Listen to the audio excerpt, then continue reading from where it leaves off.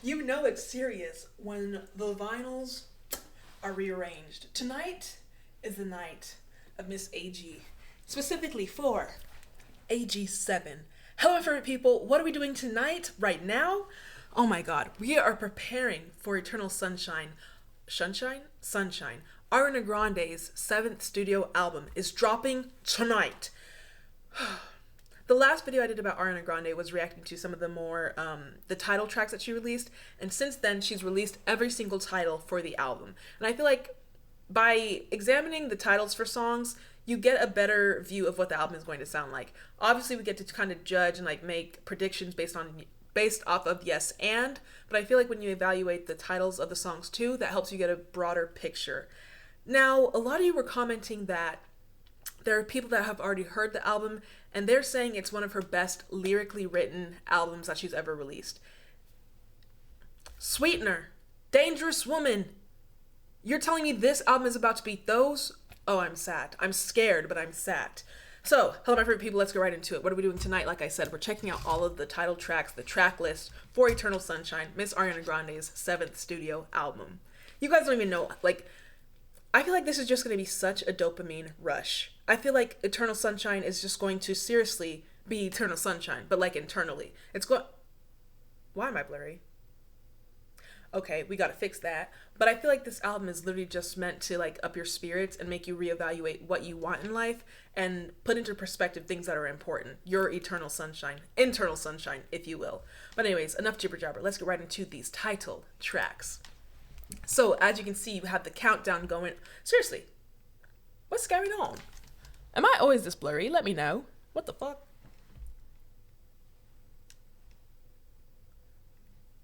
I don't know, bitch. Well, I'll fix it for the reaction. Anyway, so we have 4 hours until the album drops.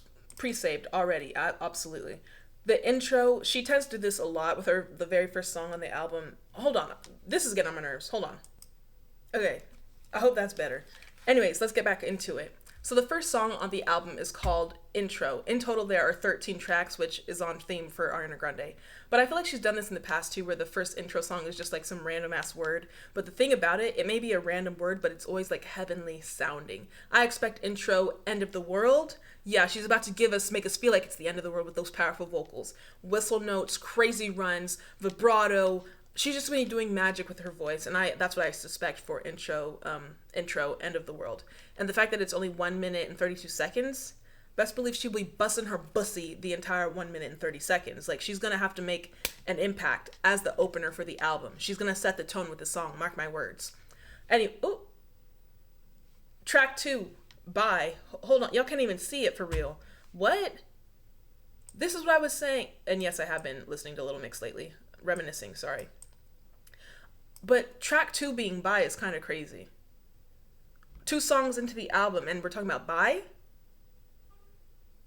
Bye who? Bye to you? Bye to the critics? Bye to her ex-mans? Bye Pete Davidson? Who are we saying goodbye to, Ari? And there's no emotion, it's just bye in lower caps letters. That one I feel like is going to scare me. And it's almost 3 minutes long, which a lot of these songs are around that mark. So she's going to be talking her shit on this album, that's for sure. Don't Want to Break Up Again. I think this one's going to be more R&B feeling, maybe a little pop, but I don't know. I feel like this one's going to be sort of like a ballad or heartbreak type of song. Don't Want to Break Up Again. I don't imagine that it's going to be fun or poppy. We'll see. After that, track 4, we have Saturn Returns Interlude. I'm not a big fan of interludes, unless, for instance, it's like intro where it's setting the tone for the album, but just like track 4 being an interlude is kind of odd to me. I feel like it's a waste of a spot, in my opinion. You let me know how you feel. After that, we have Eternal Sunshine, the title of the album, the title track, Eternal Sunshine. So again, she has to do her big one with this. She has to. 3 minutes and 30 seconds. One of the longest songs on the album is the title track. So I feel like track 5, that's a powerful spot too, because it's almost dead in the center. And again, it's holding the weight of the name of the album. So this song is something that we really have to pay attention to. Eternal Sunshine. Supernatural. I feel like she's going to be on her Just Like Magic vibe, which is still one of my favorite songs by Ariana Grande. I think Supernatural is going to be just her questioning the world and questioning where she's at in life and what she wants in life and kind of reevaluating that and being very vulnerable. I think Supernatural is going to be a vulnerable song. Track 6, True Story. I think this one's going to be about her love life. Or it could even be about her traumas and like her parents' marriage and how she can't really have relationships work out because that's all she has to emulate. True Story, I feel like is going to be a introspective song into who Ariana Grande is. Honestly. It'll be cool to see if any of my predictions are correct too. But I think True Story is going to be a deep one. The Boy Is Mine, it's giving Brandy. The Boy Is Mine. She stole that woman's man and said, yes, I sure did. She's doubling down 3 times. And then to have yes and right after The Boy Is Mine is... Pop off, Ari. I don't even care. It's not my business. I'm just here to be entertained. The Boy Is Mine followed up by yes and. That is energy that is dangerous. That is like intentional shit. And the fact that these songs are, again, 3 minutes. The album, the songs are all about 3 minutes. She's seriously going to be talking her shit. I'm really excited to hear the lyrics. The Boy Is Mine, yes and, which you've already heard.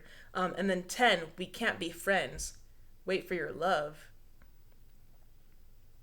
So I'm assuming this is probably about a guy that she maybe broke up with or the relationship ended bad. And you know how there's this thing where people say, like, you can be friends with your ex, how whenever they seen you naked, like, they know your innards. They know what your innards look like. How are they going to be your buddy-buddy? Makes no sense to me. But Ariana Grande is agreeing with me and saying, we can't be friends. Wait for your love. So, like, she sat around waiting for you to act right, be what she needed you to be, and you weren't able to do that. Well, now you can't just retract and back up and make us back to the friend zone. It's not going to work.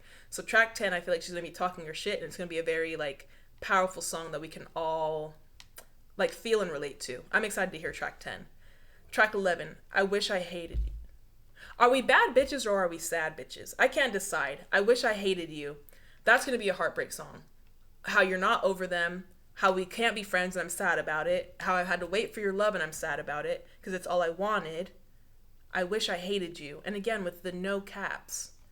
It's so random because the only capital letters that we've had so far are Saturn Returns Interlude.